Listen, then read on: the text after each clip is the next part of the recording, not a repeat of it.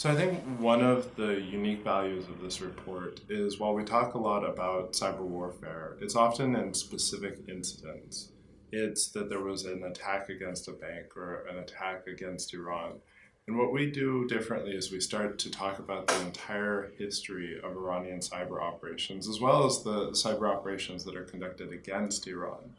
And so what we start to show is really the strategic rationale in terms of why Iran engages in attacks and what motivates them in cyberspace. What's interesting is that while there's a lot of kind of narrative and specific stories about incidents or attempted attacks, what we show is that Iran tends to have a certain strategy, which is primarily about pursuing its own interest in the international arena, in regional affairs, as well as against domestic dissidents. And we start to show that there's a strong relationship between the attacks against political dissidents in Iran, as well as the attacks against, for example, economic infrastructure in adversarial countries. And as well as we start to show that there has been a strong relationship between the attacks that are conducted against Iran as well as the attacks that Iran conducts.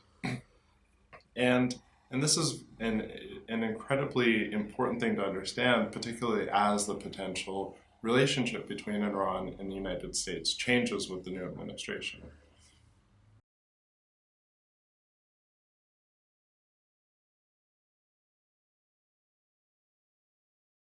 So Iran has primarily engaged in espionage against its rivals and domestic dissidents.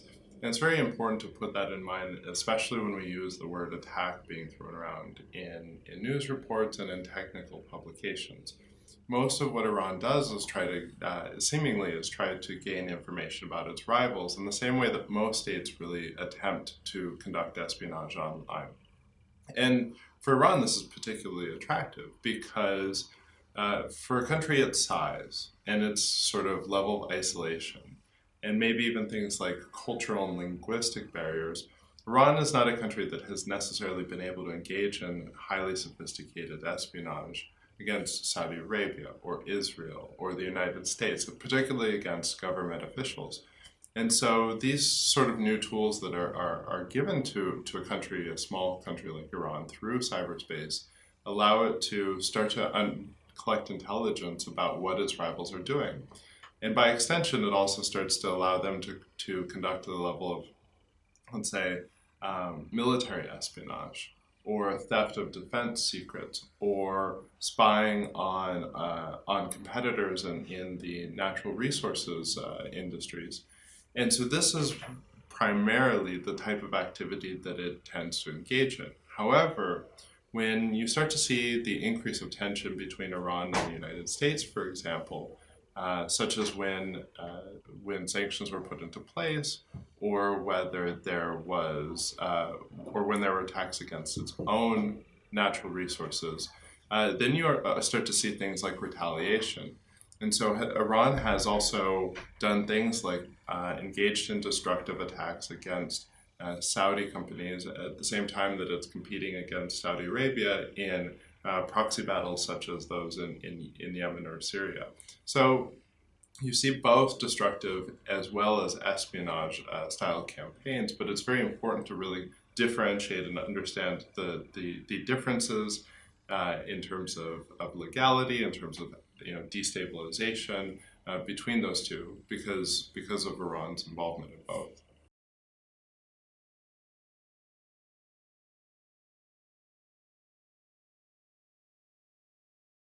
So Iran has generally been uh, described as a third tier cyber actor, which means that it is not at the level of the first tier countries such as the United States and Israel, who are capable of engaging in sustained and highly sophisticated operations.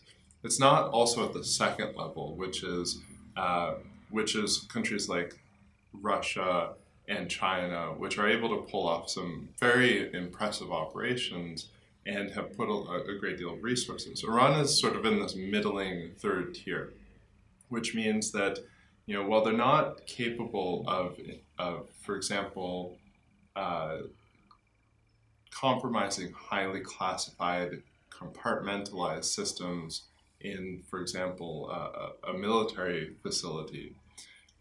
What they are capable of is really engaging in social engineering and this kind of manipulation and these more basic level attacks in order to get access to personal files or into private corporate systems.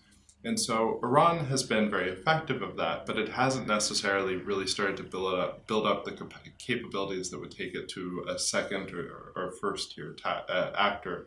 And it really doesn't seem to have expressed an interest or an investment in doing so.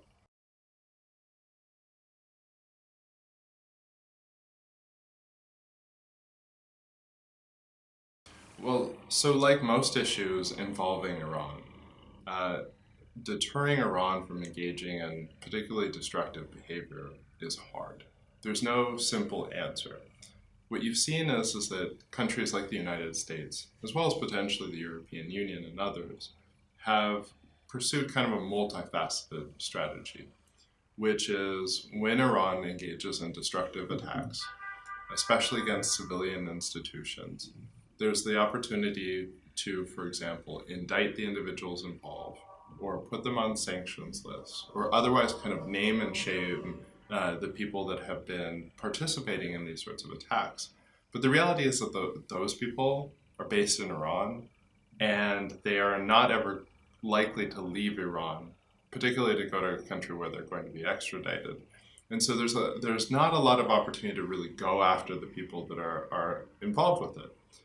And we also show, by the way, that the people that are conducting these attacks are often 20, 30-year-old computer programmers that have created private companies that are hired by the state. And so there's not really like a person responsible. There's not really like a person that you can go after. And again, this kind of removes the surface. At the end of the day, what it seems like is that you kind of have to pursue a defensive strategy, which is firstly, uh, anyone that the Iranians can compromise, the Russians can compromise, North Koreans can compromise. And so indicting or otherwise engaging in lawfare against Iran over their cyber operations is not going to fix the underlying problem. And so what this means is that you need to start to address the structural insecurities that they exploit, and you need to start to bolster intelligence sharing between international partners and with the private community. You also need to start bringing in civil society organizations and dissidents that tend to be sort of the canary in the coal mine. And as well, it's we show very starkly that things like the nuclear deal changed Iran's behavior, and the lower amount of conflict that was occurring in the region, the less cyber attacks were being conducted.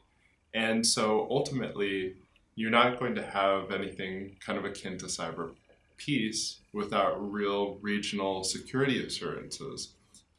In order to reduce the threat, you need to start to underline the geopolitical problems that give rise to the attacks.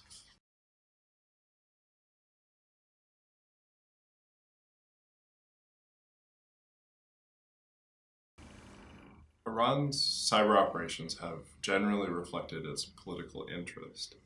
And given, especially over the past several years, the kind of expansive involvement in Iran, whether it's because of regional conflicts, but also for things like even its economic self-interest, Iran has generally targeted individuals in every country in the region. Now, this is often just for espionage. It doesn't mean that it's necessarily attempting to attack those individuals, disruptively.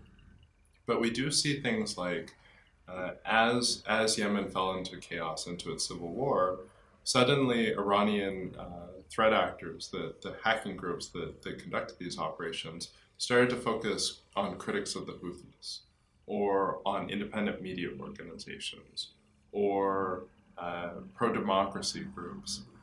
And so what you see is that Iranian hacking is very pervasive because Iran has at least an interest to understand the political context and the potential future events of places of countries in the region, and that this is also very driven by events. As Yemen descends into chaos, then Iranians target it. As things change in Saudi Arabia, for example, as after the Mina stampede 2 years ago, Iranian groups again targeted what seems to be the Hajj ministry, targeted the Saudi government in order to seemingly get an understanding of what was happening. I think that this represents really a general model and also shows again how much Iran has started to use these tools as espionage and intelligence tools that wouldn't otherwise have. And again, it's very politically and context driven.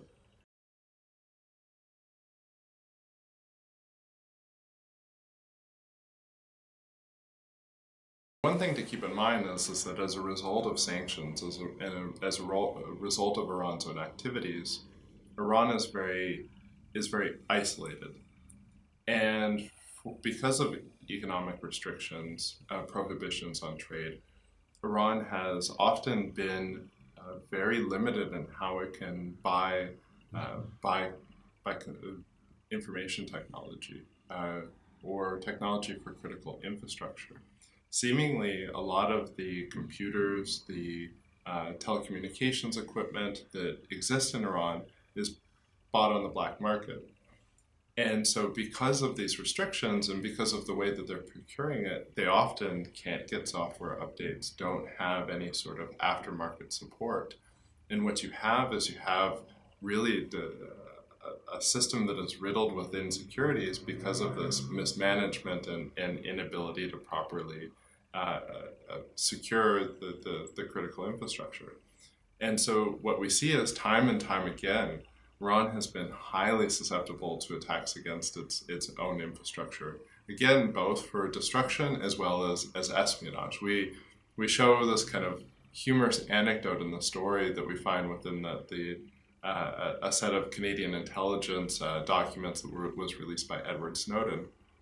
That apparently in the course of attempting to engage in espionage against the Iranian government, the Canadians, while they were hacking, accidentally found a French operation that was in the same network as them. Everyone is hacking the Iranians, and it's I think reflective of just the poor state of security in the country.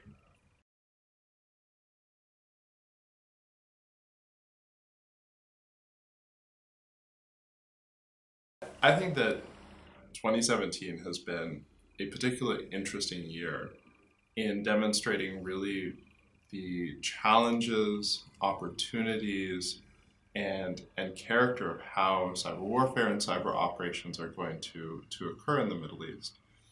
You had at the start of the year a renewed campaign by Iran against Saudi government and kind of civilian infrastructure, where those institutions were getting targeted by destructive attacks, deleting data. This seems to be the Iranians, and it seems to be, although there wasn't really a statement made, this seems to be a coercive measure taken against the Saudis, perhaps in order to compel them in some of the regional conflicts. At the same time that you had, again, renewed destructive attacks aligned with political conflict, you had things like the hack against the Qatar news agency, or you had the leaking of emails associated with the Emirati ambassador to the United States. What's interesting is that in most of those cases, for when we don't really know who did them. It's possible, and there have been accusations made that they were done by proxies or hackers for hire. The instruments that were used in order to conduct those attacks were very simple, but the political implications were substantial. It's not that they created the conflict within the GCC, but it definitely set off a series of offline retaliatory measures. And so what this, I think, speaks to is that increasingly states in the region seem to be pursuing their interests through cyber warfare, through cyber operations. They might not have their own capacity, but they can certainly buy it in some form. And that in a region in which there continues to be latent conflicts, these small interventions could lead to substantial political outcomes. And I think that speaks to the potential future is that more states are going to start to conduct cyber operations, and they're going to learn the hard way about what the ramifications are.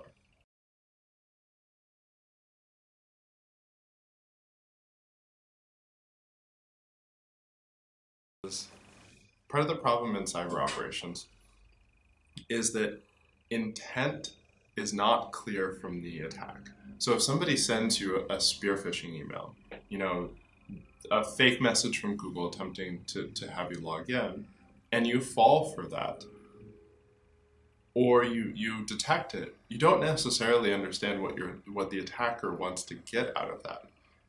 And I think a really good example of this is the DNC emails, the John Podesta's emails. So John Podesta, a key figure in the Democratic Party, gets hacked. His emails are stolen.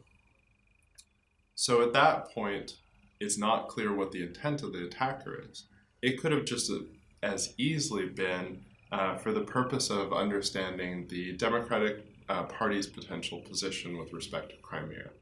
But instead, the attacker goes and gives it over to WikiLeaks, and did that for a number of political and military figures.